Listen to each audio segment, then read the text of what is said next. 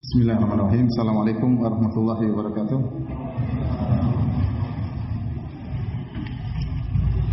Innal hamdalillah nahmaduhu wa nasta'inuhu wa nastaghfiruhu wa natubu ilayh wa na'udzu billahi min shururi anfusina wa min sayyiati a'malina.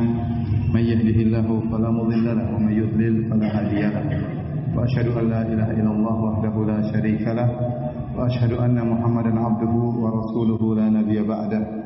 يا أيها الذين آمنوا اتقوا الله حق تقاته ولا تموتن إلا وأنتم مسلمون فإن أصدق الحديث كتاب الله وخير الهدى هدى محمد صلى الله عليه وسلم وشر الأمور محدثاتها وكل محدثة بدعة وكل بدعة ضلالة وكل ضلالة في النار. Ikhwani fillah wa akhwati fiddin, azani Allah wa iyyakum. Alhamdulillah, pada malam hari ini kita bertemu kembali dalam rangka mempelajari hadis-hadis dari Sahih Al-Bukhari. Semoga pertemuan kita diberkahi oleh Allah dan dicatat sebagai pemberat amalan kebajikan kita di akhirat kelak. Salawat dan salam tercurahkan selalu kepada junjungan kita Nabi Muhammad sallallahu alaihi wasallam dan juga kepada keluarganya serta seluruh sahabat beliau tanpa terkecuali. Kita lanjutkan, kita masih pada bab yang ke-15, bab tafadhuli ahli iman fil a'mal. Bab tentang bertingkat-tingkatnya orang-orang yang beriman dalam masalah amal. Bahwasanya orang-orang dalam keimanan tidak satu tingkat. Karena amalan mereka bertingkat-tingkat, maka keimanan mereka juga bertingkat-tingkat. Dan di bawah bab ini Al-Imam Al-Bukhari membawakan dua hadis. Hadis nomor 22 dan hadis nomor 23. Ya, adapun hadis nomor 22 telah kita jelaskan pada pertemuan terakhir, ya, tentang bagaimana Allah menyuruh mengeluarkan dari neraka jahanam orang yang masih ada keimanannya meskipun cuma sedikit. Ya, yang ini menunjukkan iman bertingkat-tingkat sampai ada orang yang imannya sangat sedikit sehingga harus masuk dalam neraka jahanam terlebih dahulu baru kemudian dikeluarkan. Ya, telah kita jelaskan pada pertemuan yang lalu. Sekarang kita akan sebutkan hadis yang kedua, yaitu hadis nomor 23. Kata Imam Al-Bukhari rahimahullahu taala, qala haddatsana Muhammad ibnu Ubaidillah qala haddatsana Ibrahim bin Sa'ad an Salih an Ibn Shihab yaitu Az-Zuhri an Abi Umamah bin Sahal annahu sami'a Abu Sa'id Al-Khudri yaqul. Dari sahabat Abu Sa'id Al-Khudri radhiyallahu anhu, beliau berkata, qala Rasulullah sallallahu alaihi wasallam, Rasulullah sallallahu alaihi wasallam bersabda, baina ana na'imun ra'aitu an-nasa yu'raduna alayya wa alaihim qumusun. Tatkala aku sedang tidur, aku melihat dalam mimpiku orang-orang dipaparkan di hadapanku, yaitu dihadapkan orang-orang dipaparkan di hadapan Nabi sallallahu alaihi wasallam, wa alaihim qumusun, dan setiap orang memakai jubah, memakai gamis. Memakai apa? Gamis. Minha ma yablughu as-sudiyya wa minha ma duna dzalik. Di antaranya ada yang gamisnya cuma sampai ke dadanya dan ada yang di bawahnya. Jadi gamisnya dari atas, ada yang cuma sampai di dadanya, ada yang gamisnya sampai di bawah. Wa urida alayya Umar bin Khattab wa alaihi qamisun yajurruhu. Tiba-tiba diperlihatkan kepadaku Umar bin Khattab radhiyallahu anhu, dia pakai gamis tapi gamisnya sampai isbal. Sampai dia geret-geret waktu dia berjalan. Qalu, maka para sahabat bertanya, "Fama awwalta dzalika ya Rasulullah?" Apa takwil Anda, tafsir Anda terhadap mimpi ini wahai Rasulullah? Kata Rasulullah SAW, ad-din, yaitu agama. Yaitu agama. Hadirin dan hadirat yang dirahmati Allah Subhanahu wa taala, hadis ini Rasulullah SAW mentakwil gamis dengan agama. Gamis dengan agama. Semakin gamisnya semakin panjang, agamanya semakin baik. Dan ternyata Umar bin Khattab radhiyallahu anhu gamisnya sangat panjang sampai-sampai dia berjalan dalam kondisi isbal sambil menggeret-geret gamisnya tersebut. Sementara sebelumnya ada orang yang gamisnya tidak sampai menutup seluruh tubuhnya, hanya sampai di dadanya, ada yang di bawahnya. Ini menunjukkan agama orang bertingkat-tingkat sesuai dengan judul bab yang dibawakan oleh Imam Al-Bukhari, bahwasanya tafadhul ahli iman, tentang ahli iman yang bertingkat-tingkat agama mereka. Ya. Ada beberapa perkara yang harus kita perhatikan dalam hadis ini. Yang pertama, bahwasanya mimpi itu perlu tafsiran. Tidak mesti sesuai dengan apa yang kita lihat. Jangan sampai seorang berdalil dengan hadis ini berarti isbal itu boleh. Karena Umar dilihat dalam mimpi oleh Nabi SAW dalam kondisi isbal, menggeret-geret apa? Menggeret-geret gamisnya. Ya. Karena mimpi itu yang dilihat bukan hakikatnya tapi tafsirannya. Ya. Sama seperti tatkala sang raja di zaman Nabi Yusuf bermimpi. Ya. Apa sab'a baqaratin simanin ya'kuluhunna sab'un ijab wa sab'a sumbulatin khudrin wa ukhra yabisat.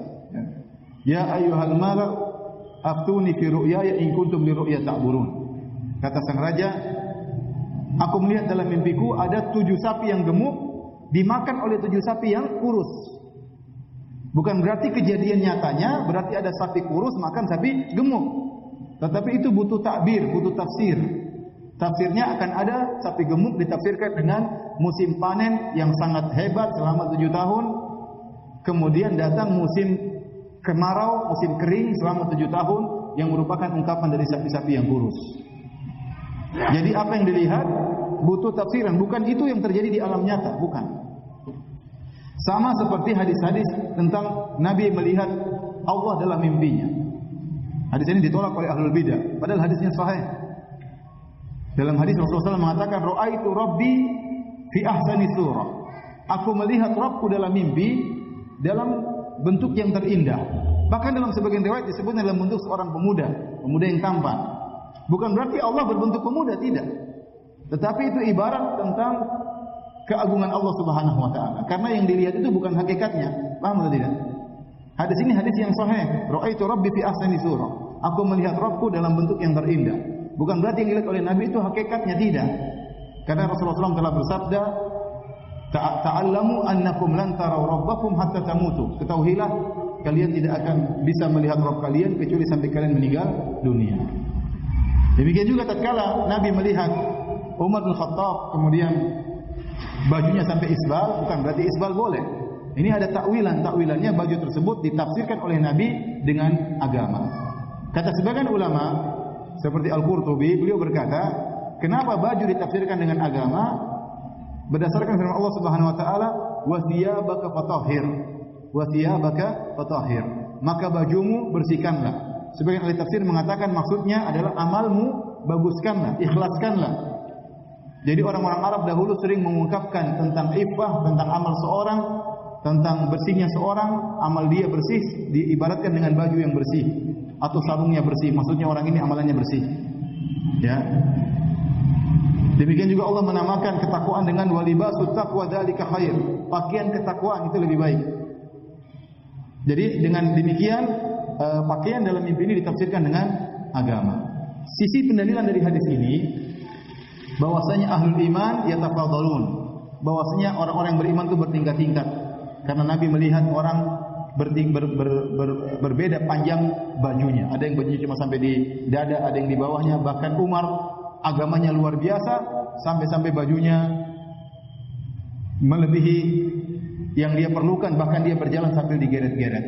Kata para ulama, ini menunjukkan Umar bin Khattab radhiyallahu anhu ya agamanya sangat luar biasa, bahkan dia meninggalkan jejak. Tatkala kalau dia berjalan, maka geretan tersebut akan tersisa di pasir yang akan diikuti oleh orang banyak, sehingga dia memberikan faedah kepada orang lain. Bahkan setelah meninggalnya Umar bin Khattab radhiyallahu taala anhu. Jadi kalau Anda mimpi dalam mimpi belum tentu aslinya seperti itu, paham? Ya. Anda mimpi dalam mimpi ternyata Anda poligami, aslinya belum tentu begitu.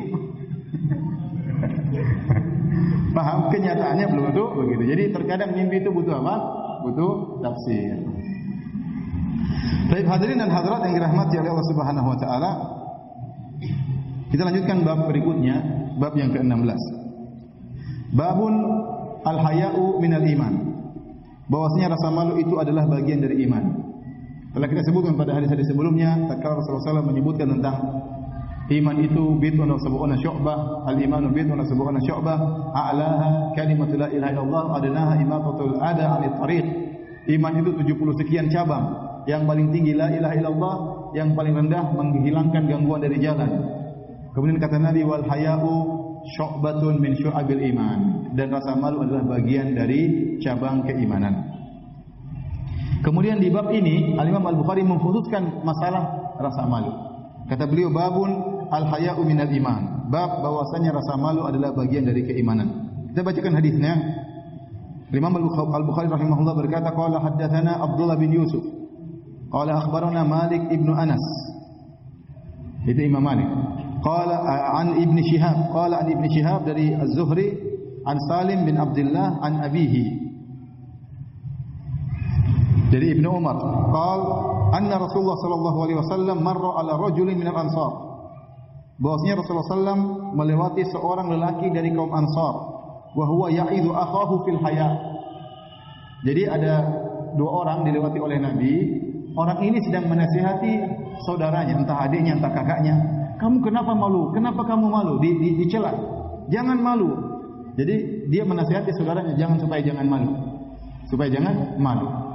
Faqala Rasulullah SAW, maka Rasulullah SAW menegur orang ini yang menasihati saudaranya supaya jangan malu. Kata Nabi SAW, da'hu fa innal haya'a minal iman. Biarkan dia malu, karena sesungguhnya rasa malu itu bagian daripada keimanan. Rasa malu itu bagian daripada keimanan. Telah kita jelaskan pada pertemuan-pertemuan yang lalu, kenapa rasa malu adalah bagian dari keimanan? Karena kalau orang memiliki rasa malu, dia malu untuk dicerca di dunia dan dia malu untuk dipermalukan di akhirat. Sehingga orang tatkala memiliki rasa malu, dia takut untuk bermaksiat, takut dibongkar aibnya di dunia oleh Allah Subhanahu wa taala, terlebih-lebih lagi kalau aibnya dibongkar di akhirat. Maka rasa malu ini membawa dia untuk melakukan akhlak yang mulia dan menjauhkan dirinya dari akhlak yang buruk. Ya, jangan sampai dicerca orang di dunia dan jangan sampai juga dipermalukan oleh Allah pada hari kiamat kelak. Inilah dari sisi ini, maka rasa malu itu bagian dari iman. Al-Imam Ibnu Rajab Al-Hambali rahimahullahu taala dalam kitabnya Jami'ul Ulum wal Hikam Syarah Al-Arba'in Nawawiyah atau kitab hadis tentang Arba'in Nawawiyah, beliau menjelaskan rasa malu ada dua model. Rasa malu ada dua model. Jadi ada rasa malu yang dia adalah jibilli. Dari sananya orang ini sudah punya rasa malu. Dari awal dia memang memiliki perangai rasa malu. Dan ini adalah akhlak yang sangat mulia. Jadi kalau orang memiliki rasa malu, berarti dia telah diberi anugerah yang luar biasa oleh Allah Subhanahu wa taala. Ya. Dia malu sehingga dia jangan sampai menyakiti hati orang lain. Dia malu jangan sampai melakukan kemaksiatan, jangan sampai melakukan perbuatan yang buruk, dicerca oleh orang, dia malu. Kemudian juga dia malu untuk bermaksiat kepada Allah, malu kepada Rabb-Nya. Maka ini anugerah yang mulia jika seorang memiliki rasa malu. Orang ini pemalu. Dan Nabi SAW disifati lebih pemalu daripada seorang gadis di kamarnya. SAW sangat pemalu. Ya. Sehingga kalau SAW marah terlihat dari wajahnya. Ya. Oleh karena rasa malu itu bagus. Ini rasa malu yang pertama jibili dari sananya. Yang kedua, rasa malu yang merupakan amrun muktasab, yaitu suatu perkara yang diusahakan. Rasa malu yang diusahakan. Orang ini tadinya dia tidak memiliki sifat malu, tapi setelah dia belajar tentang Allah Subhanahu wa taala, dia mengetahui bahwasanya Allah Subhanahu wa taala Maha melihat, Allah Maha mendengar, Allah Maha melihat apa yang dia lakukan. Allah berfirman, ya'lamu kha'inatal a'yun wa ma tukhfi sudur. Allah mengetahui lirikan pandangan matanya.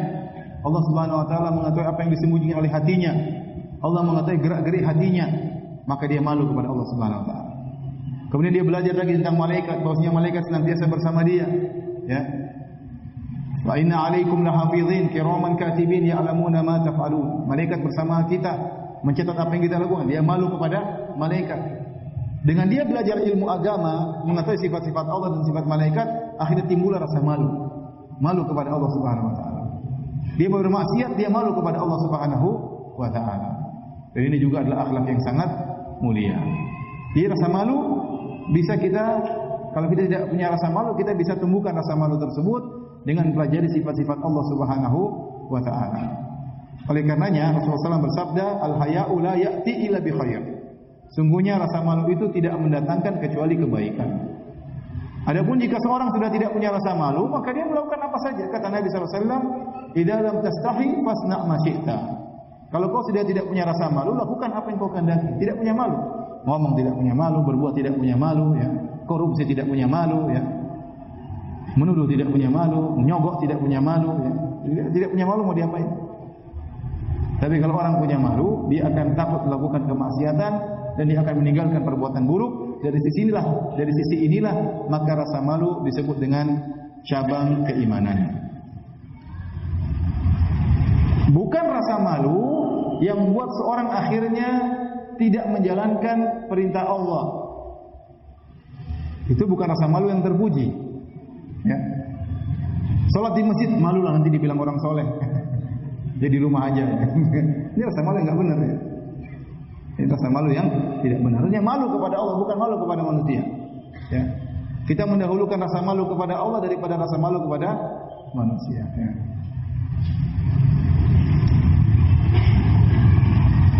Malu kepada Nabi SAW. Ya. Ada sahabat-sahabat dicerca oleh orang-orang Syiah, kemudian tidak kita bantah. Malu kalau kita ketemu Nabi di akhirat. Sahabat-sahabatnya dicerca maki, dimaki-maki, dikafir-kafirin, tidak bantah. Malu kepada Allah kalau ada suatu perkara yang mungkar tidak kita jelaskan kemungkaran tersebut. Ya. Intinya bukan rasa malu yang membuat seorang akhirnya meninggalkan hak-hak Allah dan juga meninggalkan hak-hak hamba. Ya. Tapi rasa malu yang dimaksud oleh Nabi adalah rasa malu yang buat orang meninggalkan kemaksiatan. Meninggalkan kemaksiatan. Baik. Jadi orang ini menasihati adiknya atau kakaknya atau saudaranya, jangan malu, jangan malu. Tapi Rasulullah bilang, biarin aja dia malu. Karena rasa malu adalah bagian daripada keimanan. Baik, kita masuk pada bab berikutnya. Babun fa in tabu wa aqamus salata wa atawuz zakata fa khallu sabilahum. Jika mereka bertobat dan mendirikan salat dan menunaikan zakat, maka biarkanlah jalan mereka. Artinya jangan dibunuh.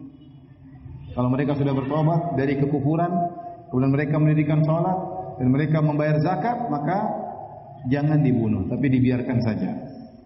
Kemudian Imam Al-Bukhari membawakan sebuah hadis dari Ibnu Umar. Qala haddatsana Abdullah bin Muhammad, qala haddatsana Abu Rauhin Al-Harami Ibnu Umara, qala haddatsana Syu'bah an Waqid bin Muhammad, qala sami'tu abi yuhadditsu an Ibnu Umar.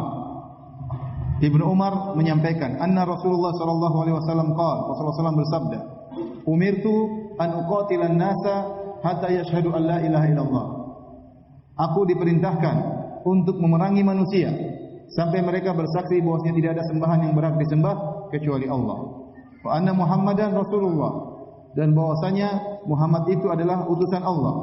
Wa yuqimus shalah, dan agar mereka mendirikan salat. Wa yu'tuz zakat, dan agar mereka membayar zakat.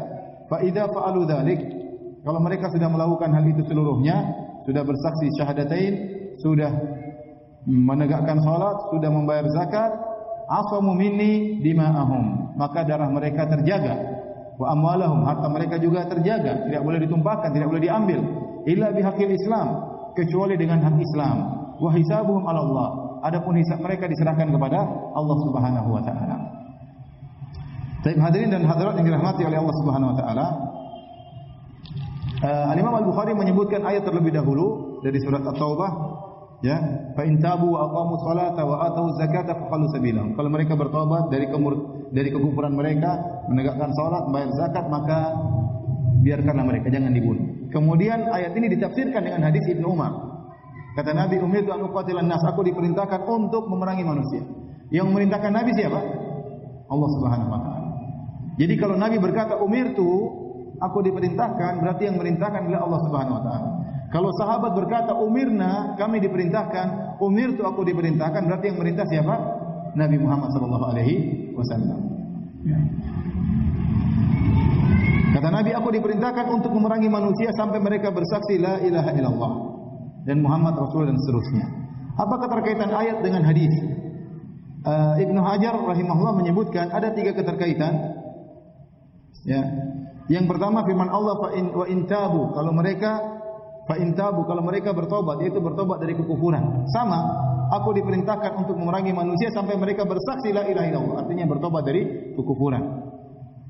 Kemudian wa aqamus salat, wa atawuz zakat, sampai mereka menegakkan salat, membayar zakat. Sama dengan hadis ini, aku diperintahkan oleh Allah untuk memerangi manusia sampai bersyahadah, sampai menegakkan salat, sampai bayar zakat. Sama seperti ayat. Kemudian ayat juga mengatakan kalau mereka sudah bertobat sudah menegakkan salat, sudah bayar zakat, faqalu sabilahum, biarkanlah mereka, jangan dibunuh. Sama seperti hadis Nabi, kalau mereka sudah bersyahadah, sudah menegakkan salat, sudah bayar zakat, asamu minni dima'ahum amwalahum, maka darah mereka dan harta mereka terjaga. Persis seperti ayat. Kemudian kaitannya dengan masalah iman, kata Al-Hafidz Ibnu Hajar, dalam bab ini ada bantahan terhadap orang-orang Murji'ah yang mereka menyangka bahwasanya iman tidak butuh amal. Iman tidak butuh amal. Karena kata Nabi SAW, supaya bermanfaat imannya, dia harus sholat juga, harus bayar zakat. Dan sholat dan zakat adalah amal. Sementara orang-orang Murji'ah mengatakan, amal bukan dari iman. Namun dalam hadis ini bantahan terhadap mereka. Karena syarat untuk mereka tidak dibunuh, tidak diperangi, yaitu harus selain syahadatain, harus sholat dan juga harus bayar zakat. Hadirin hadirat yang dirahmati oleh Allah Subhanahu wa taala, di zaman Abu Bakar muncul orang-orang yang enggan membayar zakat. Mereka punya syubhat. Kata mereka, kita hanya wajib bayar zakat di zaman Nabi sallallahu alaihi wasallam. Ya. Kata Allah, "Khudz min amwalihim shadaqatan tutahhiruhum wa tuzakkihim biha wa shalli alaihim." Kata Allah, wahai Muhammad, ambillah zakat dari mereka sebagai sedekah, sebagai zakat. Tutahhiruhum, yang membersihkan mereka dan mensucikan mereka, dan doakanlah mereka. Jadi kata Allah, khudz wahai Muhammad. Allah menggunakan kata ganti orang kedua satu. Khudz wahai Muhammad. Kata mereka, Muhammad sudah meninggal, sudah enggak ada perintah, Pak. Ambil zakat. Maka waktu Abu Bakar radhiyallahu anhu mendengar ada orang-orang yang tidak bayar zakat, maka Abu Bakar memerangi mereka, berniat untuk memerangi mereka. Dan Abu Bakar kita tahu radhiyallahu anhu hanya memerintah selama 2 tahun. Dan dalam 2 tahun tersebut banyak kejadian-kejadian yang menggoncang stabilitas keamanan negara. Ya. Di antaranya muncul ya orang-orang yang membela Musailimah al-Kadzdzab, nabi palsu, yang kemudian terjadi pertempuran, banyak sahabat yang meninggal dunia. Di antaranya muncul orang-orang yang enggan bayar zakat. Kemudian muncul orang yang murtad, ada juga yang enggan bayar zakat, sehingga 2 tahun tersebut Abu Bakar berusaha memperbaiki stabilitas keamanan negara. Sampai-sampai Abu Bakar tidak sempat melaksanakan salat tarawih berjamaah. Salat tarawih berjamaah baru dilaksanakan di zaman Umar bin Khattab radhiyallahu taala anhu, setelah kondisi tenteram, stabil kembali. Nah, waktu Abu Bakar ingin memerangi orang-orang yang enggan bayar zakat, dinasihati oleh Umar. Kata Umar, bukankah Rasulullah SAW bersabda, "Umirtu an uqatila an-nasa hatta yashhadu an la ilaha illallah." Aku diperintahkan untuk memerangi manusia sampai mereka mengucapkan la ilaha illallah. Dan mereka yang enggan bayar zakat ini mengucapkan la ilaha illallah. Jadi Umar dan Abu Bakar tidak tahu ada hadis yang terperinci seperti ini. Ternyata dalam satu riwayat diriwayatkan oleh Ibnu Umar, ada lengkapnya, bukan cuma la ilaha illallah, sampai mereka mengucapkan la ilaha illallah, sampai mereka menegakkan salat, sampai mereka bayar zakat. Tapi Umar tidak tahu hadis ini. Terjadi dialog antara Umar dengan Abu Bakar. Umar yang biasanya kenceng, pada hari tersebut lembut. Jangan perangi mereka. Mereka mengucapkan la ilaha illallah. Abu Bakar yang biasanya lembut, kenceng pada hari itu. Hendak saya akan perangi mereka, kata Abu Bakar. Saya akan memerangi orang yang membedakan antara salat dan zakat. Fahuma qarinan.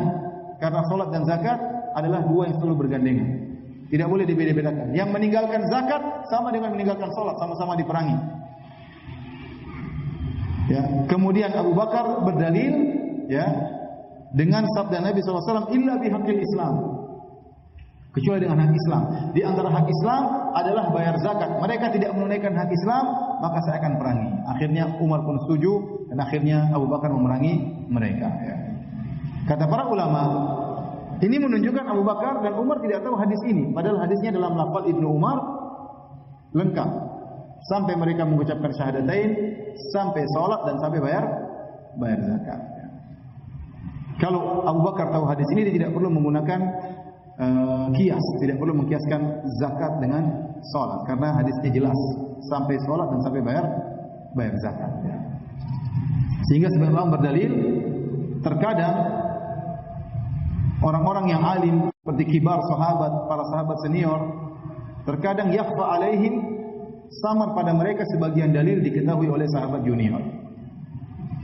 Ibnu Umar tahu hadis ini, sementara Abu Bakar dan Umar tidak tahu hadis ini. Oleh katanya Al-Hafidz Ibnu Hajar berkata dengan perkataan yang indah, kata beliau, wa fil qissah dalilun ala anna sunnata qad takhfa ala ba'd akabir sahabah wa yattali'u 'alaiha ahaduhum kisah ini ada dalil bahwasanya terkadang sunnah samar, tidak diketahui oleh sebagian sahabat senior.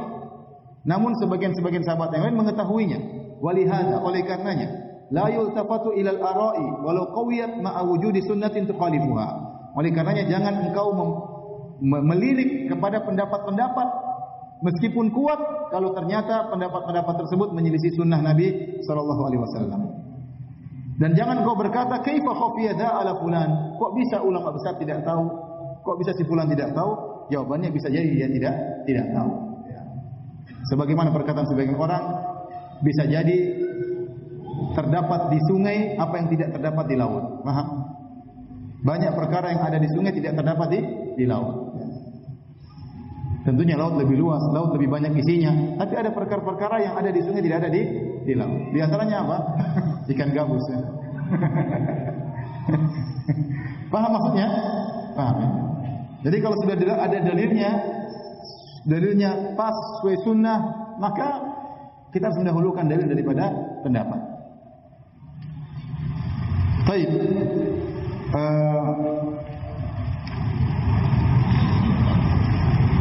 Hadirin hadirat yang dirahmati oleh Allah Subhanahu wa taala,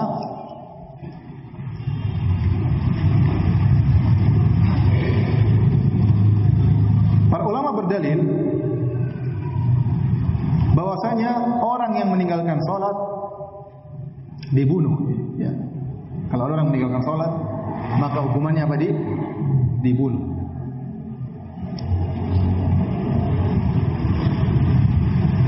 Sebagaimana pendapat Al-Imam Nawawi rahimahullahu taala. Ya, dia berdalil dengan hadis ini, "Man taraka salat amdan qutil." Kata beliau, siapa yang sengaja meninggalkan salat dibunuh. Kemudian Al-Imam Nawawi rahimahullah menyebutkan khilaf di kalangan para ulama. Ya. Namun Al-Habib Ibnu Hajar berkata, beda antara memerangi dengan membunuh.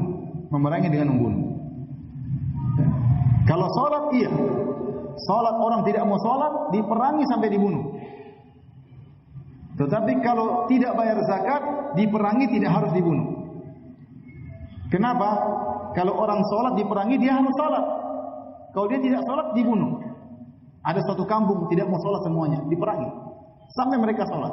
Kalau enggak mau salat dibunuh. Tapi kalau ada suatu kampung sepakat tidak mau bayar zakat diperangi, tapi tidak harus dibunuh.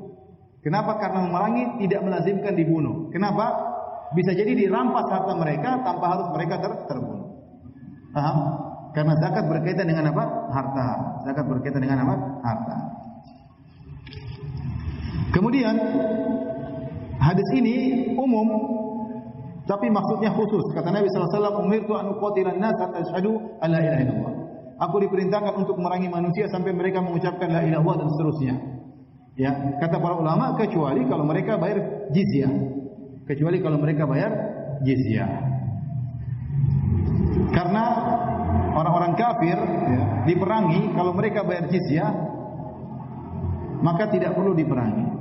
Terutama ahlul kitab dari Yahudi dan Nasrani.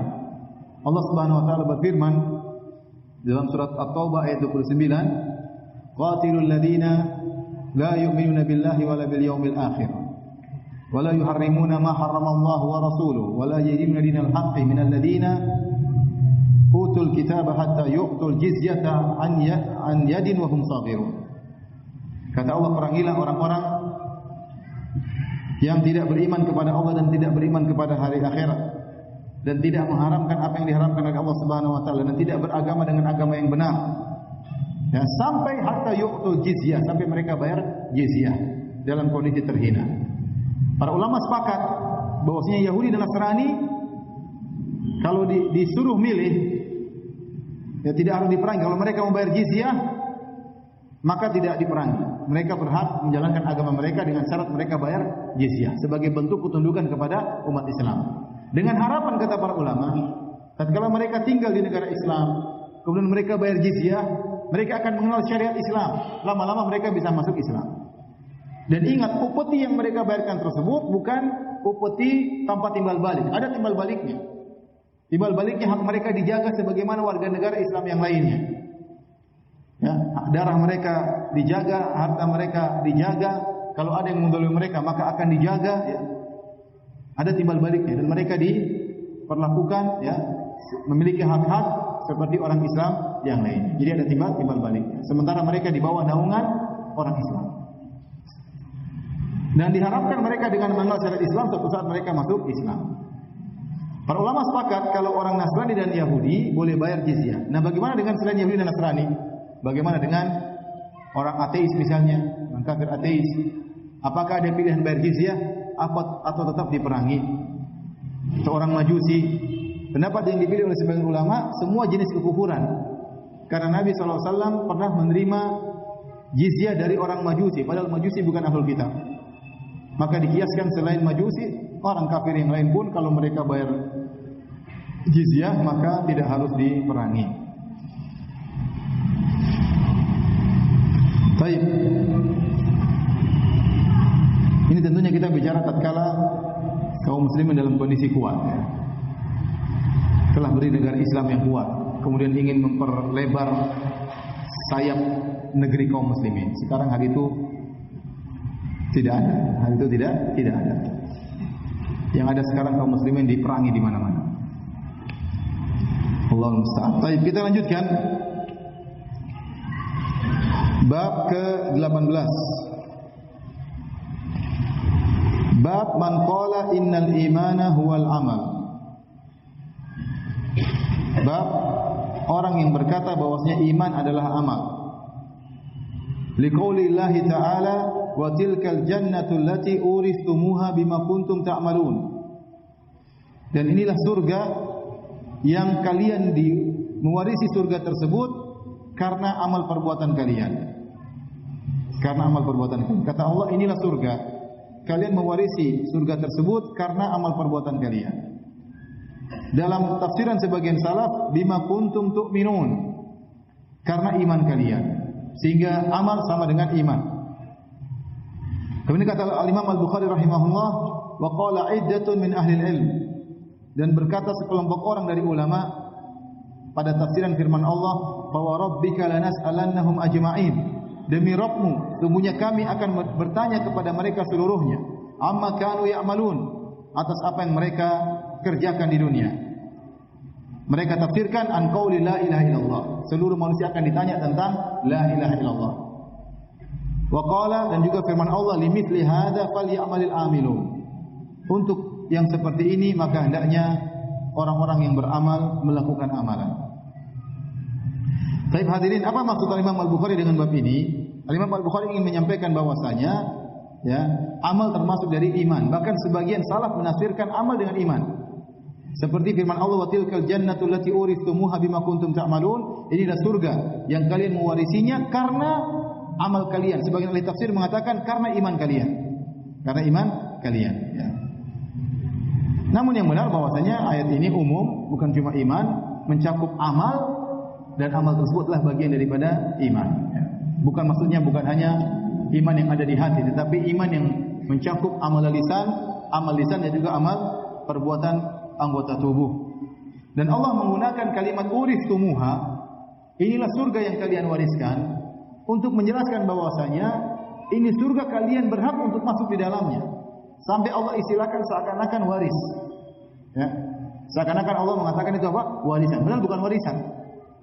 Tetapi Allah menggunakan kata warisan supaya antum tahu kalau antum beramal soleh memang antum berhak untuk masuk apa? Surga. Ya. Seperti Allah menggunakan firman-Nya, "Man dzalladzi yuqridullaha qardan hasana." Siapakah yang beri pinjaman kepada Allah dengan pinjaman yang baik? Allah tidak butuh pinjaman. Tapi Allah namakan dengan apa? Pinjaman, artinya Allah pasti ganti. Karena pinjaman itu harus diganti. Paham? Seperti itu. Jadi Allah mengatakan surga itu warisan bagi kalian. Padahal kita bukan tidak mewarisi dari siapa. Tetapi dikatakan dengan kata warisan menunjukkan kalian berhak untuk masuk di dalamnya. Baik. Berkaitan dengan ayat ini, ya. Ini dalil bahwasanya masuk surga itu dengan sebab amal. Seperti firman Allah, wa tilkal jannatu allati uristumuha bima kuntum ta'malun. Inilah surga yang kalian masuk di dalamnya gara-gara amalan yang kalian lakukan. Berarti amal adalah sebab untuk masuk dalam surga. Tetapi ingat, amal bukanlah bayaran untuk masuk dalam surga. Makanya dalam hadis kata Rasulullah SAW, lan yadkhul ahadunil jannata bi amalihi. Tidak seorang pun masuk surga dengan amalannya, kata Nabi. Para sahabat bertanya, "Wala anta ya Rasulullah? Apakah engkau juga masuk surga bukan karena amalmu?" Kata Rasulullah SAW, "Wala ana, saya pun masuk surga bukan karena amal saya. Illa ayatagammadani Allah bi rahmatihi." Tetapi saya masuk surga karena rahmat Allah Subhanahu wa taala. Nah, bagaimana mengkompromikan hadis ini dengan ayat? Ayat-ayat banyak. Ini sudah dijelaskan oleh para ulama. An-Nawawi rahimahullah dalam Syarah Sahih Muslim, kemudian Hafiz Ibnu Hajar dalam Fathul Bari dan yang lainnya. Ya. Mereka menjelaskan bahwasanya demikian juga dibahas dalam buku-buku akidah seperti Ibnu Abil Hanafi dalam kitabnya Syarah Al-Aqidah Tahawiyah, bahwasanya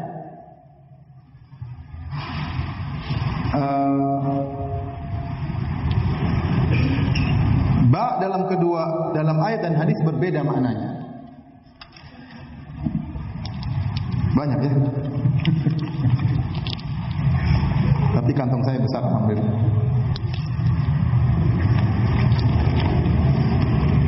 Jadi ayat mengatakan ya, wa tilkal jannatu allati urithumuha bima kuntum ta'malun.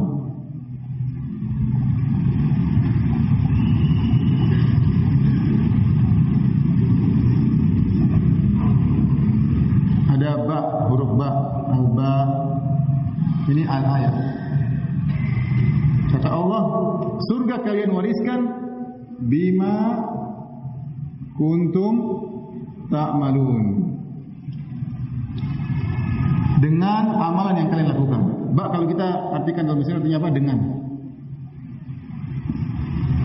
Adapun al-hadis, apa kata Nabi sallallahu alaihi wasallam?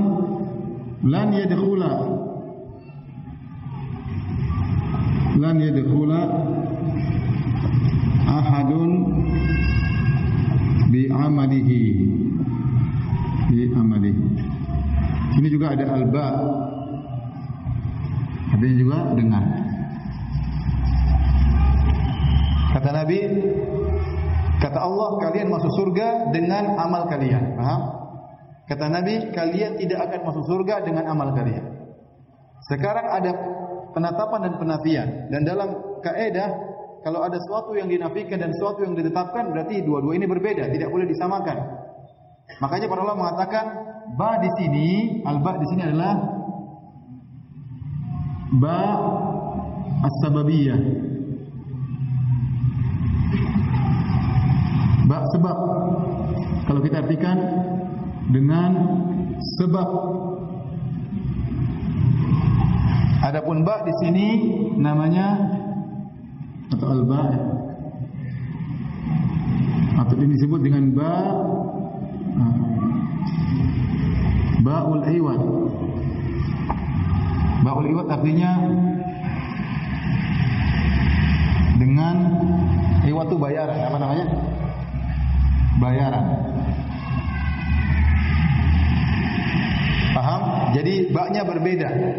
Yang Allah tetapkan, kalian masuk surga dengan sebab amal kalian. Yang Nabi nafikan, yang Nabi tiadakan, kalian tidak akan masuk surga dengan menjadikan amal kalian sebagai bayaran. Bisa dibedakan? Karena amal kita tidak bisa buat bayar surga.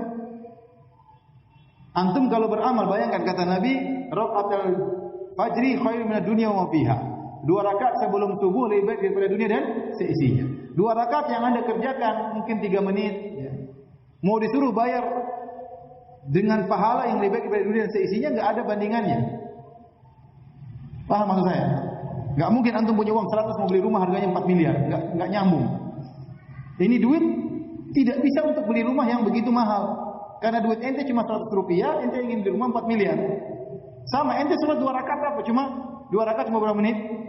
3 menit. Amal itu kalau Anda untuk bayar surga enggak mungkin. Ustaz, saya sholat malam terus, sholat malam, iya sholat malam sambil ngantuk-ngantuk. Mau bayar bidadari 1 bidadari enggak bisa. Itu bidadari bukan ente pakai 50 tahun, ente pakai selama-lamanya. Paham? Ente bayar dengan mahar cuma sholat malam sambil ngantuk-ngantuk. Ya. Makanya amal itu tidak bisa untuk bayar surga. Paham? Tetapi orang masuk surga dengan rahmat Allah. Dengan amal tersebut, sebab datangnya rahmat Allah dengan rahmat Allah tersebut masukkan seorang dalam surga. Paham? Paham atau tidak? Jadi amal merupakan sebab masuk surga, tapi bukan untuk bayar apa? Surga.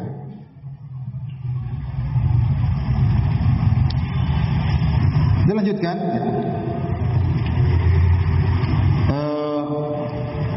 Adapun ayat yang kedua, "Fa rabbika lanas'alannahum ajmain amma kanu ya'malun." Demi Rabbmu, sungguh kami akan bertanya kepada mereka seluruhnya tentang apa yang pernah mereka lakukan. Ditafsirkan oleh sebagian salaf, yaitu amalan maksudnya la ilaha illallah. Amal ditafsirkan dengan perkataan la ilaha illallah. Ya, karena ini semua ada dua pendapat. Ada yang mengatakan amal di sini umum, karena semua amalan kita akan ditanyakan oleh Allah, semua amalan kita dimintai pertanggungjawaban oleh Allah Subhanahu wa taala. Namun sebagian salaf mengatakan maksud dari ayat ini hanya tentang tanggung jawab la ilaha illallah. Kenapa? Karena ayat ini mencakup orang Islam dan orang kafir. Dan orang kafir hanya ditugaskan untuk mengucapkan la ilaha illallah. Seakan-akan Allah berkata, kami akan bertanya kepada mereka seluruhnya, termasuk orang kafir, kenapa mereka tidak mengucapkan apa? La ilaha illallah. Baik, hadirin dan hadirat yang dirahmati Subhanahu wa taala. Kita lanjutkan ya. Hadis ke-26. Al-Imam Al-Bukhari berkata, qala haddatsana Ahmad bin Yunus wa Musa bin Ismail qala haddatsana Ibrahim ibn Sa'ad qala haddatsana Ibnu Syihab an Sa'id bin Al-Musayyib an Abi Hurairah radhiyallahu anhu. Dari Abu Hurairah beliau berkata, anna Rasulullah sallallahu alaihi wasallam su'ila ayul amali afdal. Rasulullah SAW ditanya amalan apa yang paling afdal. Kata Rasulullah SAW, imanun billahi wa rasulihi, iman kepada Allah dan Rasulnya. Pertanyaannya, amal apa yang paling afdal? Jawabannya iman kepada Allah dan Rasul. Ini dalil bahwasanya iman sama dengan apa? Amal. Amal adalah bagian daripada iman. Karena Nabi ditanya amal apa yang paling afdal? Jawabannya iman. Dan ini bantahan terhadap orang-orang Murji'ah yang mengatakan amal bukan dari iman. Paham prinsip pendalilannya? Kita masih muter-muter terus bantah Murji'ah. Imam Bukhari sibuk bantah Murji'ah. Kita disuruh ikut alur pemikiran beliau. Baik. Qila summa madza? Kemudian apa wahai Rasulullah? Kata Rasulullah, al-jihad fi sabilillah. Kemudian jihad di jalan Allah. Qila summa madza? Kemudian apa? Kata Rasulullah SAW, hajjun mabrur, haji yang mabrur. Haji yang mabrur. Apa yang dimaksud haji yang mabrur? Haji yang mabrur adalah haji yang diterima oleh Allah Subhanahu wa taala, yang tidak tercampur dengan dosa sama sekali, atau haji yang tidak disertai dengan riya. Itu namanya haji mabrur.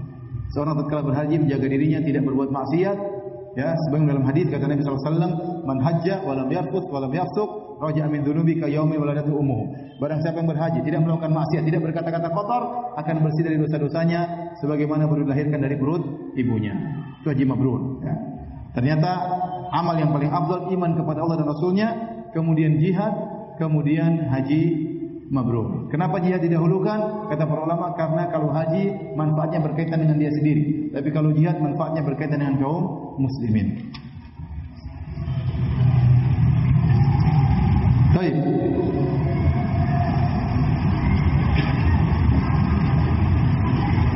Kita lanjutkan bab berikutnya. Masih ada waktu. Bab ke-19. Bab idza lam yakunil islamu 'alal haqiqati wa kana 'alal istislam awil khaufi minal qatl. Bab tentang jika Islam itu bukan sesuai dengan makna yang hakikatnya, tetapi Islam maknanya al-istislam atau takut dari dibunuh. Maksudnya apa bab ini?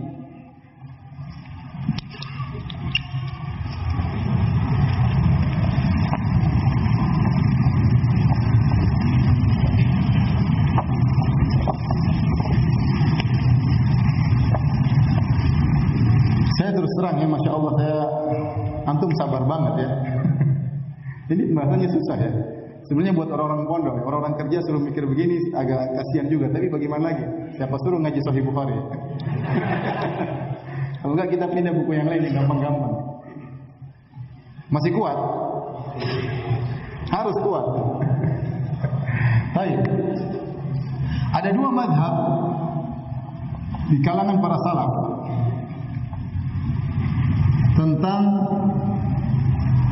iman dan Islam. Mazhab yang pertama, iman sama dengan Islam.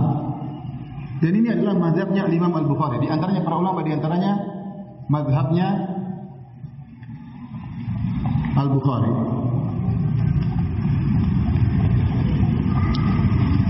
Yang kedua, iman tidak sama dengan Islam. Dan ini juga mazhab sebagian ulama salaf. Mereka punya kaidah, idza ijtama'a iftaraqa wa idza iftaraqa ijtama'a.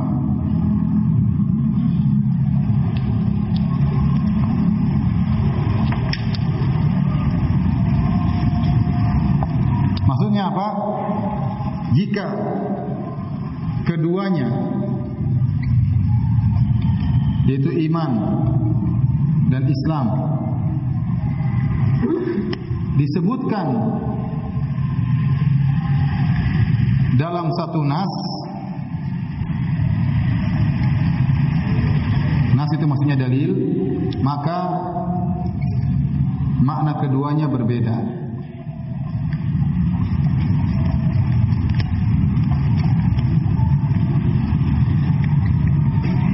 Dan jika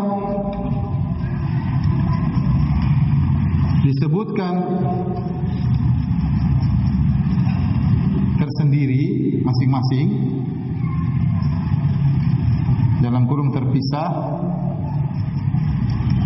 maka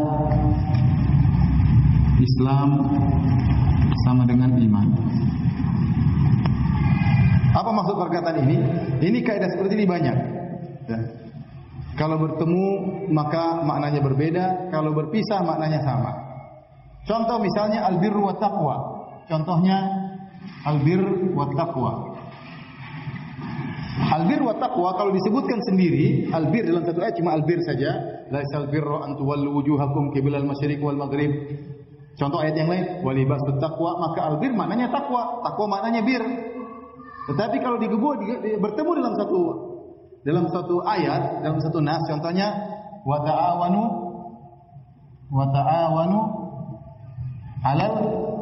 alal birri wa taqwa, maka tatkala digabungkan maknanya berbeda.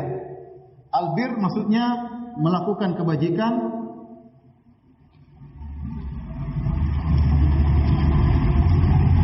al-taqwa artinya meninggalkan keharaman,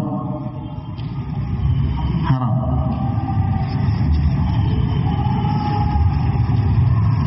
Ini contoh sederhana, dan seperti ini banyak dalam istilah Islam. Contoh lagi masalah al-Islam dan iman. Al-Islam dan al-iman.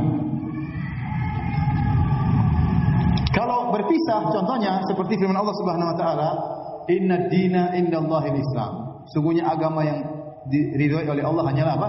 Islam. Ya juga iman. Islam itu maksudnya juga apa? Iman. Contoh saya bilang, ente orang Islam kan? Iya, orang Islam maksudnya orang iman juga. Ente muslim ya, ente mukmin juga. Paham? Karena terpisah disebutkan. Kalau saya bilang saya orang mukmin, maksudnya saya juga orang Islam. Kalau saya bilang saya orang muslim, maksudnya saya juga orang mukmin. Paham? Tatkala terpisah maka maknanya Islam ya iman Islam. Tapi kalau tergabungkan maka Islam maknanya amal zahir. Adapun iman maknanya amal batin. Contoh dalam hadis Jibril. Dalam hadis Jibril digabungkan Islam dan iman dalam satu konteks. Jibril berkata kepada Nabi, "Fa akhbirni anil Islam." Pertama, akhbirni anil iman, kabarkanlah kepadaku tentang iman. Maka Nabi menafsirkan dengan amalan batin, "Antu'mina billahi wa malaikatihi wa kutubihi wa rusulihi wal yaumil akhir, wa tu'mina bil qadar khairi wa syarrihi." Tentang rukun iman, engkau beriman kepada Allah, kepada hari akhirat, kepada rasul-rasulnya, kepada kitab-kitabnya, dan kau beriman kepada takdir yang baik maupun takdir yang buruk. Kemudian pertanyaan berikutnya, wa akhbirni anil Islam, kabarkanlah kepadaku tentang Islam. Maka Nabi menafsirkan dengan amalan zahir. Paham? Islam antara syahadat la ilaha illallah, ngomong la syahadatain, salat, bayar zakat, puasa, haji. Paham? Jadi Islam amalan zahir, iman amalan batin. Ini kalau disebutkan suatu konteks. Tapi kalau tidak disebut dalam satu konteks, maka iman sama dengan Islam, Islam sama dengan iman. Seperti firman Allah, "Wa may yakfur bil imani faqad habita amaluh." Barang siapa yang kufur kepada keimanan, ya kufur juga kepada Islam, sama aja. Karena terpisah waktu disebutkan. Sehingga kaidahnya kalau bertemu terpisah maknanya, kalau berpisah sama maknanya. Paham? Paham tidak? Baik. Sekarang sebagian ulama punya pendapat Islam ya iman, tidak ada bedanya. Azan. Ya udah kita sholat, setelah itu kita lanjut lagi.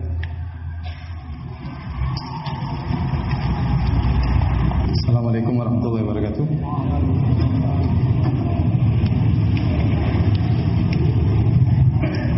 Alhamdulillah, salatu wassalamu ala Rasulillah wa ala alihi wa sahbihi wa ala. Kita lanjutkan pengajian kita ya. Telah kita jelaskan ada pendapat sebagian ulama, dua kata kalau disebutkan secara berbarengan bersamaan maknanya berbeda, tapi kalau dipisahkan maka maknanya sama saja. Contohnya bir wa taqwa, contohnya Islam dan iman. Contohnya misalnya al-faqir wal miskin. Kalau disebutkan bergandengan seperti innamas shadaqatu lil fuqara'i wal masakin, sungguhnya zakat itu untuk orang fakir dan orang miskin, maka ada bedanya. Bedanya itu fakir lebih parah daripada miskin. Ya. Kalau miskin dia punya harta tapi tidak mencukupi ya. Kalau fakir lebih parah daripada itu. Oleh karenanya Allah berfirman tentang dalam surat Al-Kahfi, "Amma as-safinatu fakanat limasakina ya'maluna fil bahr." Adapun perahu itu adalah milik orang-orang miskin yang bekerja di lautan. Orang miskin tapi punya perahu. Tapi perahu tersebut tidak mencukupi keperluan mereka, maka disebut dengan miskin. Fakir lebih parah. Tapi kalau disebut fakir sendiri ya fakir si miskin. Miskin ya apa sih? Si fakir. Tapi kalau digabungkan, fakir lebih parah daripada miskin. Antum golongan yang mana? Insyaallah antum kaya ya. Amin. Sama Islam dan iman. Iman kalau dipisah sendiri-sendiri maknanya sama. Tapi kalau digabungkan, Islam adalah amal zahir, iman adalah amal apa? Batin. Baik. Kita lanjutkan perkataan Imam Al-Bukhari rahimahullahu taala. Baik, saya lanjutkan. Mohon maaf ya. Adapun bagi ulama yang menyatakan Islam dan iman sama, ya, maka mereka terpaksa membagi Islam menjadi dua. Al-Islam ada dua, seperti kata Imam Al-Bukhari. Islam yang hakiki, yaitu ya yang Islam yang benar, ada atau Islam yang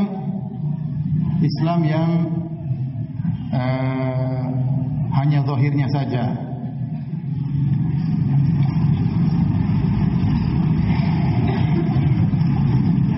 Tidak sempurna.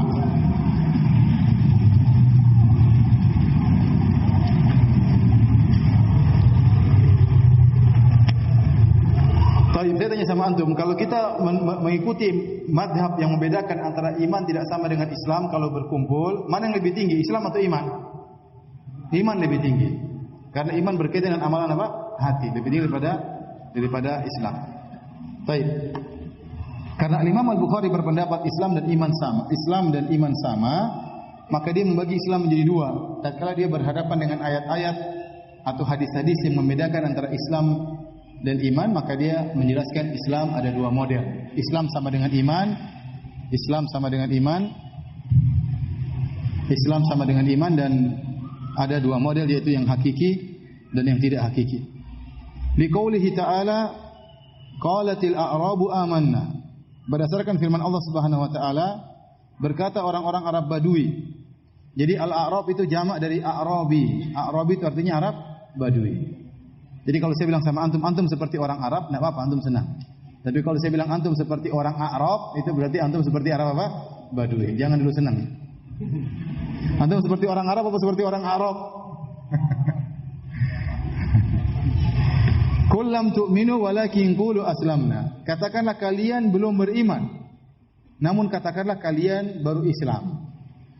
Di sini Allah bedakan antara iman dengan apa? Islam.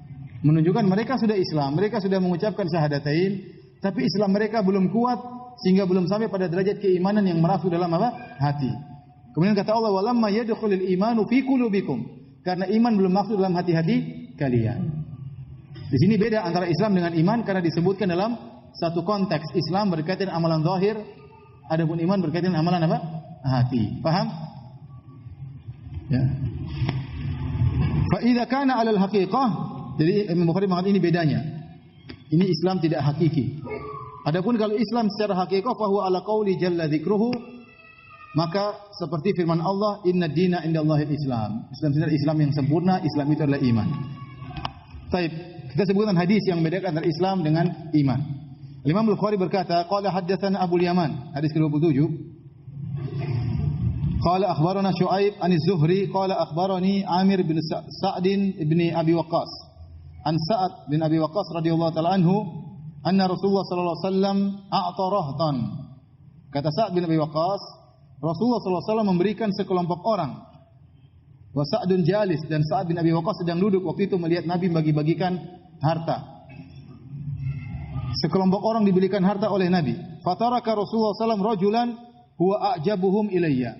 Ada satu orang yang kata Sa'ad, orang ini paling menakjubkan saya, artinya mengagumkan. Justru orang ini tidak dikasih oleh Nabi. Sekelompok orang dikasih harta oleh Nabi, mungkin harta ghanimah atau harta rampasan perang. Sementara orang ini yang sangat menakjubkan saya tidak dikasih. Fakultu, maka Sa'ad ingin bertanya kepada Nabi, ada apa gerangan? Ini orang lebih beriman daripada yang lainnya, kenapa ini tidak dikasih? Itu yang dikasih. Kata Sa'ad, fakultu, aku berkata, ya Rasulullah, malaka an fulan. Kenapa kau tidak kasih si fulan ya Rasulullah? Dalam riwayat yang namanya Ju'ail. Namanya siapa? Ju'ail. Orang ini si fulan ini yang tidak dikasih harta oleh Nabi namanya Ju'ail. Kenapa kau tidak kasihkan harta kepada Ju'ail? Fa wallahi inni la urahu mu'minan. Demi Allah, menurut saya Ju'ail ini, orang ini yang kau tidak kasih harta kepadanya adalah seorang mukmin. Nabi mengkritik, kata Nabi, aw musliman, aw musliman. Jangan bilang mukmin, bilang aja muslim. Fasakatu qalilan, saya pun diam sebentar, kata Sa'ad bin Abi Waqqas. Tsumma ghalabani ma a'lamu minhu.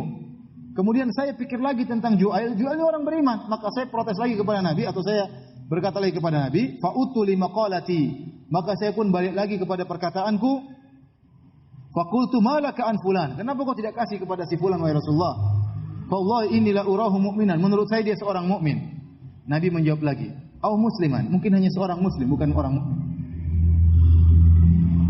Fasakatu qalilan. Saya pun diam sebentar. Summa ghalabani. Kemudian saya pikir lagi, ini orang baik. Kok tidak dikasih harta? Saya tahu tentang kondisi dia. Fa'utu li maqalati. Maka saya pun kembali berkata kepada Nabi, kenapa kau tidak berikan? Ada apa gerangan dengan si fulan? Kenapa kau tidak kasih dia? Menurut saya dia seorang mukmin. Nabi menjawab dengan jawaban yang sama, au musliman, atau hanya seorang apa? Muslim. Summa qala, kemudian Rasulullah SAW menjelaskan sebabnya kenapa tidak kasih kepada Ju'ail, kepada si fulan Ju'ail ini. Kata Rasulullah SAW, ya Sa'ad, wahai Sa'ad bin Abi Waqqas, inni la u'tir rajula wa ghairuhu ahabbu ilayya minhu. Sungguh saya memberikan harta kepada seorang, padahal selain dia lebih saya sukai daripada orang yang saya kasih harta ini. Khasyata an yakubbahu Allahu finnar. Saya takut orang ini kalau tidak dikasih harta membuat dia akan terjerumus dalam neraka jahanam.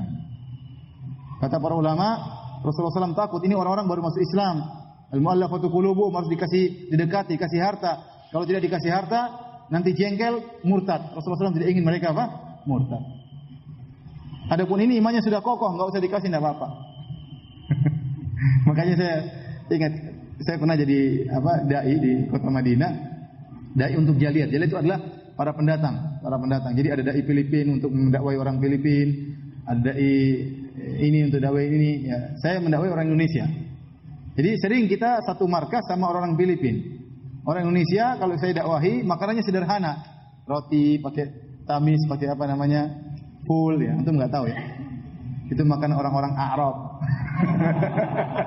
Sama orang Arab.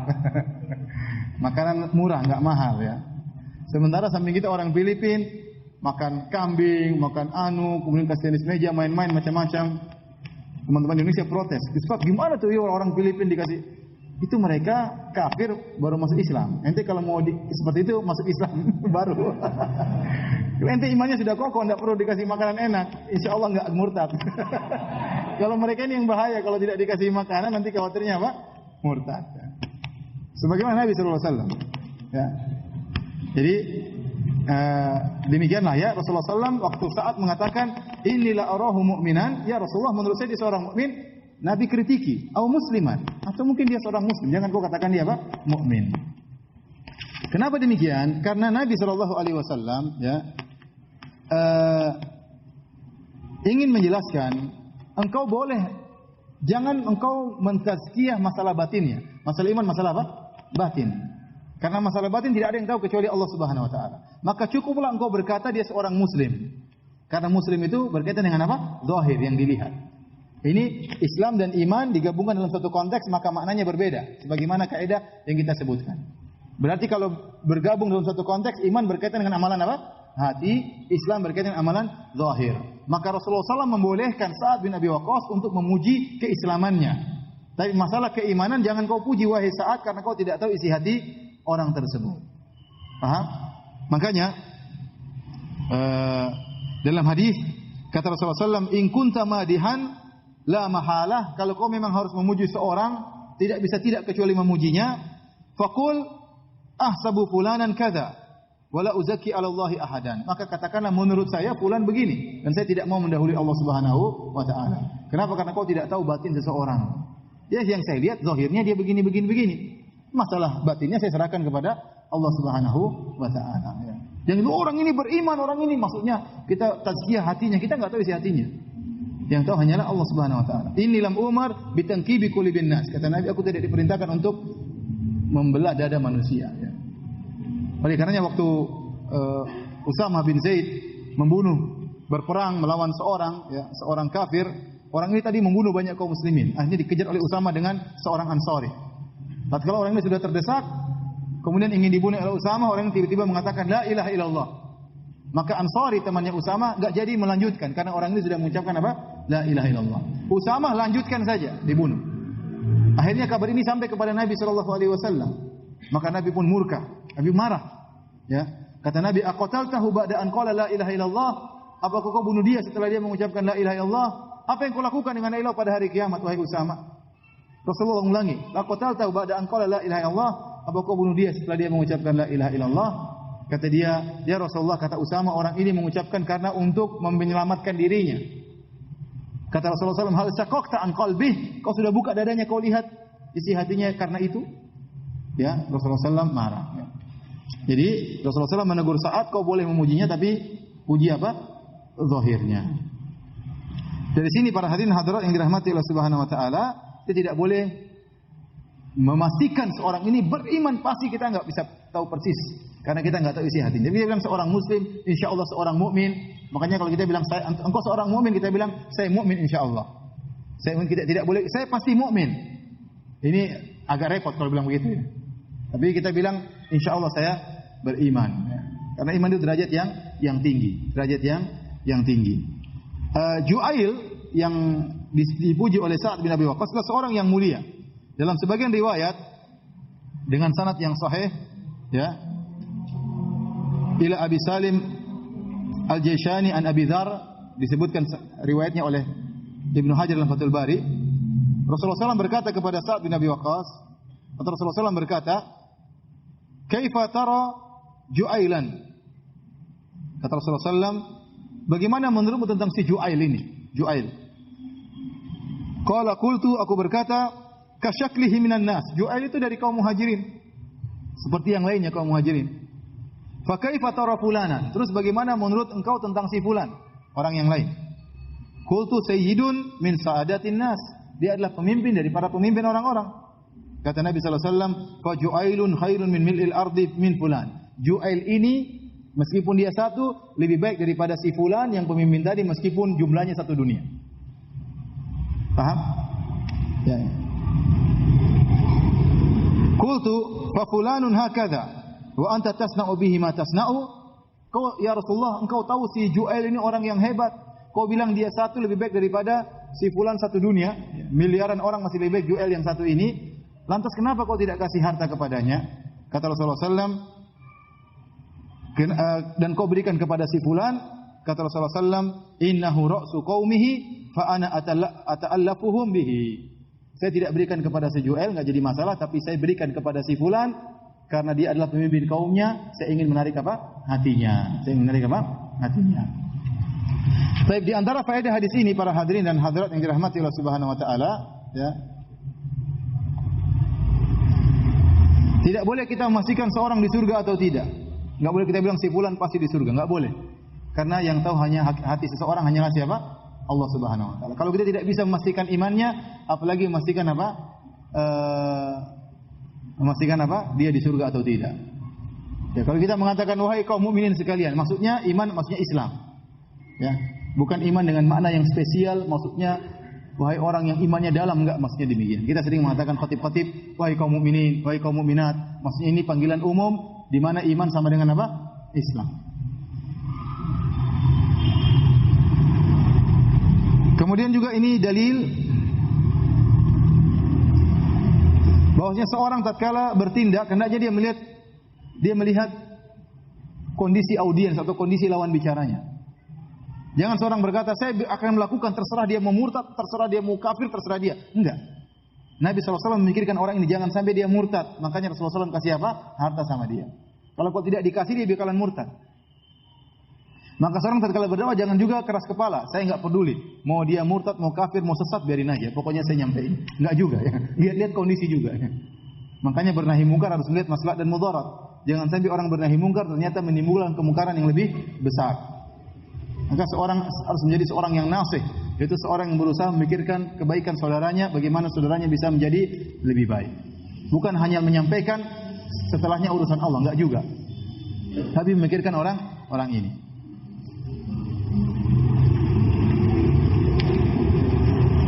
Baik. Lanjut apa sudah? Sudah ya? Yang bilang lanjut sedikit, lanjut. Saya tahu antum sudah hang ya, jadi sudah cukup aja lah ya. Insyaallah kita lanjutkan lagi pada pertemuan yang lain. Kalau ada yang bertanya saya persilahkan. Wallahu taala alam bisawab. Sebentar, Pak.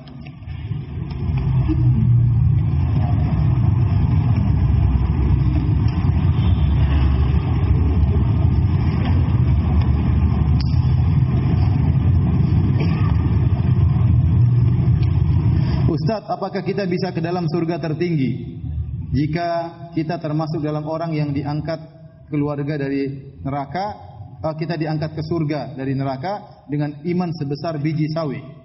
Oh, susah begitu. Antum punya modal iman sebesar biji sawi, ingin surga tertinggi. Seharusnya secara teori enggak bisa. Tapi itu urusan Allah Subhanahu wa taala. Secara teori harusnya apa? Enggak bisa. Iman modal secuil kemudian ingin surga tertinggi. Karena kata Allah walikullin darajatun mimma amilu, masing-masing derajatnya sesuai dengan amalannya. Allah Maha Adil, Allah menilai seorang dari amalan. Dengan amalannya, sebab dengan amalan tersebut seorang masuk surga atau masuk neraka. Kemudian para penghuni surga juga dilihat dari sisi amalannya. Semakin tinggi amalannya, surganya semakin apa? Semakin tinggi karena Allah Maha Adil.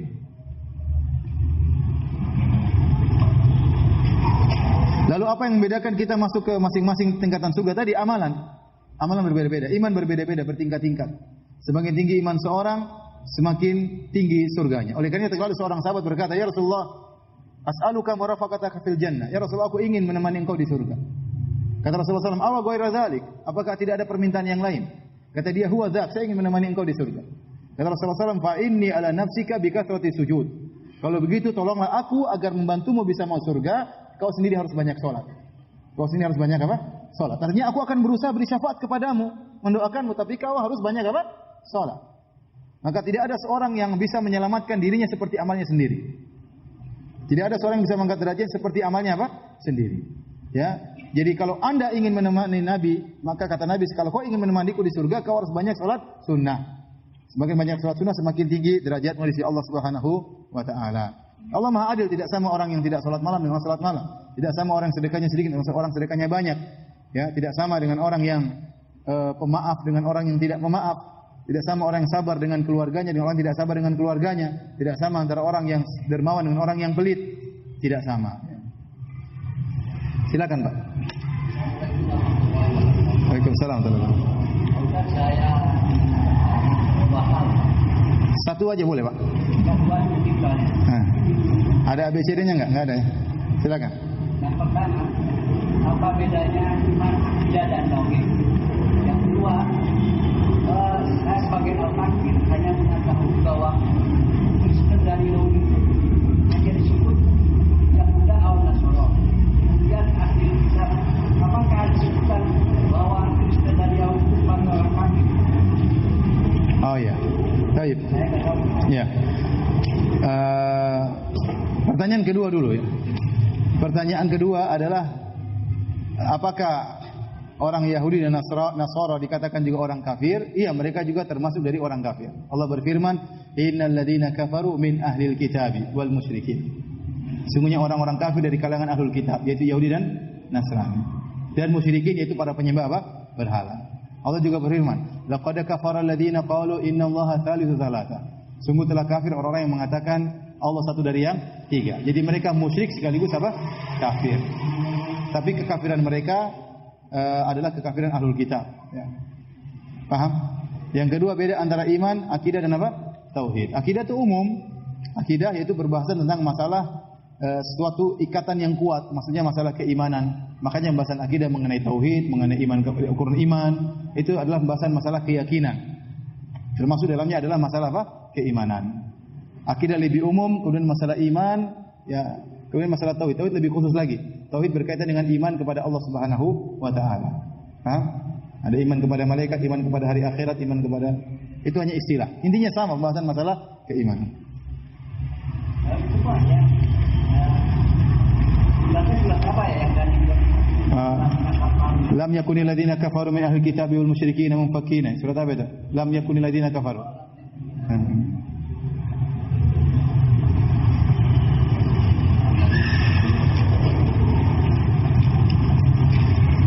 Ustaz, tentang kisah Ju'ail, Rasul berkata Ju'ail lebih baik daripada si fulan meskipun seluruh dunia. Kenapa? Bukankah ini membandingkan makhluk? Iya, Rasulullah SAW berhak membandingkan karena dia diberitahu oleh Allah tentang kondisi si fulan. Kita tidak boleh, tapi Rasulullah SAW tahu. Rasulullah SAW dikabarkan tentang sebagian orang munafik. Sebagian munafik Rasulullah SAW tidak tahu. Ya, la ta'lamuhum, nahnu na'lamuhum. Kata Allah, di antara orang munafik ada yang kau tahu dan di antara orang munafik ada yang kau tidak tahu. Ya, oleh karenanya Rasulullah SAW mungkin telah dikabarkan oleh Allah tentang kondisi siapa? Si Ju'ail. Bahwasanya Ju'ail ini imannya jauh lebih tinggi daripada si laki-laki satunya. Tetapi terhadap Sa'ad bin Abi Waqqas yang tidak tahu isi hati orang karena tidak dikabarkan oleh Allah tentang hal gaib, maka hendaknya memuji yang zahirnya saja. Paham? Adapun Nabi diberitahu tentang hati ini si fulan bagaimana, Rasulullah SAW tahu.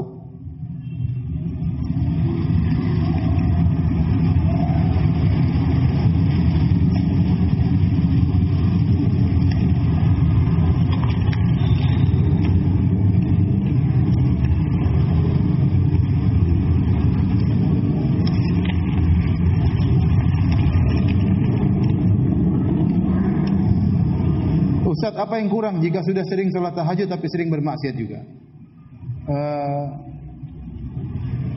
Ya mungkin salat kita kurang baik, ya, diperbaiki lagi. Ya. Mungkin keyakinan kita kurang, harus ditambah lagi. Ya. Tapi kita banyak beristighfar. Setiap kita bermaksiat beristighfar. Jangan pernah bosan untuk beristighfar kepada Allah Subhanahu Wa Taala. Teruskan salat tahajudnya, perbaiki kualitasnya dan berdoa kepada Allah agar dijauhkan dari maksiat. Kalaupun terjerumus segera beristighfar kepada Allah Subhanahu wa taala.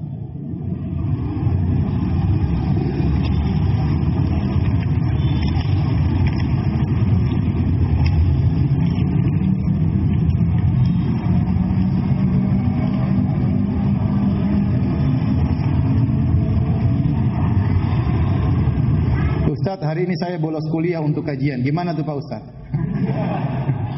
Jangan bolos ya, jangan bolos.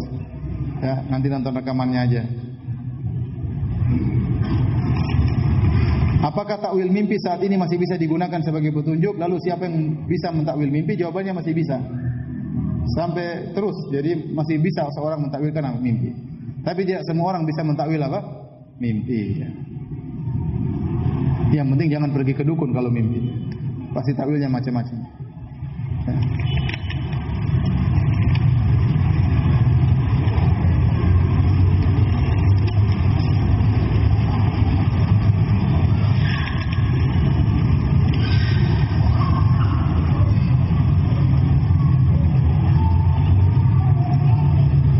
Ustaz, apakah amal saya baik Setiap bulan saya berikan ibu saya, adik saya dan yayasan anak yatim. Tetapi saya berikan untuk anak yatim lebih besar rupiahnya. Yang penting kita berikan kepada keluarga terdekat yang lebih baik ya. Terutama kepada kedua orang tua.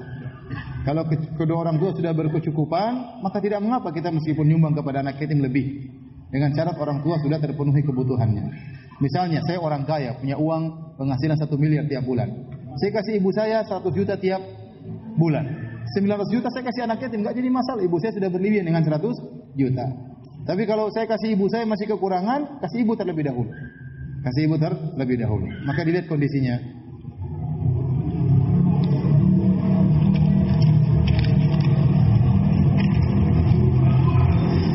Mohon maaf, ini saja yang bisa saya sampaikan dan bisa saya jawab karena kekurangan ilmu. Kita lanjutkan kajian kita insyaallah pada kesempatan yang lain. Kita tutup dengan kafaratul majelis. Subhanakallah bihamdik asyhadu an la ilaha illa anta astaghfiruka wa atubu ilaik. Assalamualaikum warahmatullahi wabarakatuh.